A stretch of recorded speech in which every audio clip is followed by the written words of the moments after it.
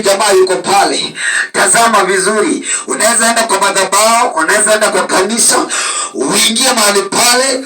Wakati ulipoingia kwa hiyo kanisa, uliingia ukiwa na ndoa, uliingia ukiwa na mke, uliingia ukiwa na mume, umeshiriki mahali pale mwaka mmoja, miaka miwili, misukusuku zimeanza. Ukiingia kwa church, kabla uende kanisani, mnaanza kukosana tu na mama. Mnaanza kukosana tu na mama.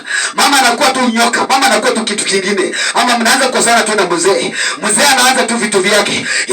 Sijui nini, ulikuwa unataka kuchukua maji uende bafuni. Unatoka kwa nyumba kama moyo wako ni mzito sana. Lazima ujiulize, madhabahu ambayo mimi huwa ninaenda, je, ni madhabahu ambayo ya kuhuru? Je, ni madhabahu ambayo yamebebana vitu? Maana unapoenda kanisani, unastahili kutoka nyumbani mwako ukiwa na amani. Mnastahili mnywe chai mezani na upendo na amani na mzee wako na mume wako. Lakini inapowadia Jumapili, kisirani kinainuka.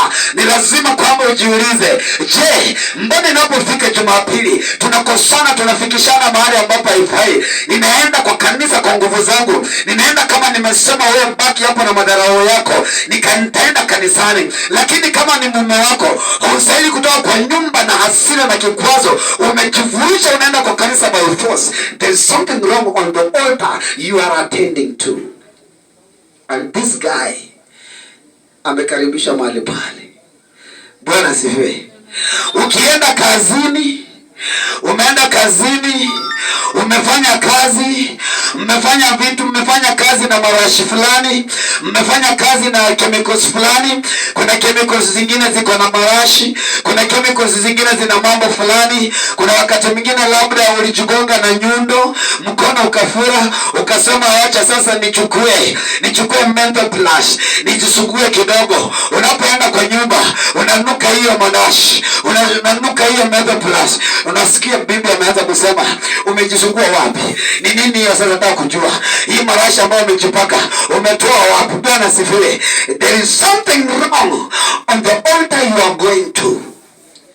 Shida sio bibi yako. Bwana asifiwe. Kuna wanaume hawezi kanunua hata t-shirt kwa barabara, hawezi kanunua hata shati kwa barabara, na ajivalie pale barabarani na aende nayo kwa nyumba, ataambiwa sema vizuri. Umevaa, ulitoka hapo umevaa green, umekuja hapo umevaa yellow. Nataka useme vizuri. Inakuwa shida, inakuwa mateso, inakuwa matatizo. Lakini unapenda huyo mke, unapenda huyo mume, unampenda kabisa. Lakini kuna vitu vinatokea, vinachipuka ndani huyo mke, ndani huyo mume, mpaka unasema Mungu wangu nilikosea wapi? Lakini wewe ni mzuri kanisani, wewe unawajibika vizuri, tithe yako unapokeleza vizuri kwa madhabahu, sadaka zako unatoa na wala hautoi chini ya 100. Matoleo yote ya rendi unatoa, lakini matatizo ya kinyumba hayapotei, hayaishi. Jiulize vizuri, mahali ninapoabudu, je, ni nani amekaa mahali pale? Bwana asifiwe. Unatoka kwa kanisa, umetoka ibada vizuri, sasa umeenda kwa nyumba, bibi tu ameanza kisanga, mzee ameanza tu kisanga, na mmetoka kanisani ama mmoja wao kutoka kanisani, utapata tu melima mtu kofi, damu imeanza kutokea kwa mafua. Mimi nimetoka kwa kanisa na wao wananifanyia hivi. There is something wrong.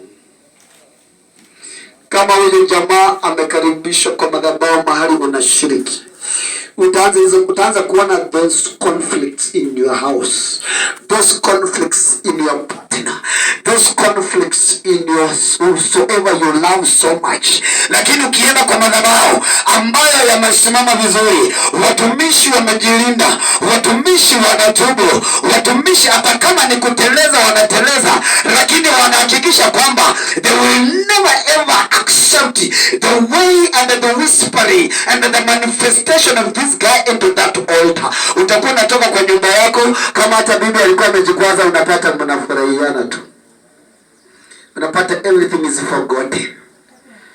Praise God. So this guy, kama amekaribishwa kwa madhabahu, you will see those challenges. Na ukienda kwa hiyo madhabahu, mwaka wa kwanza, miezi 3 za kwanza umekuja peke yako. Mwezi wa 4 bibi amejaribu kujileta kwa kanisa, amekuwa akirudi kwa nyumba na kuambia mimi huko siwezi kuenda.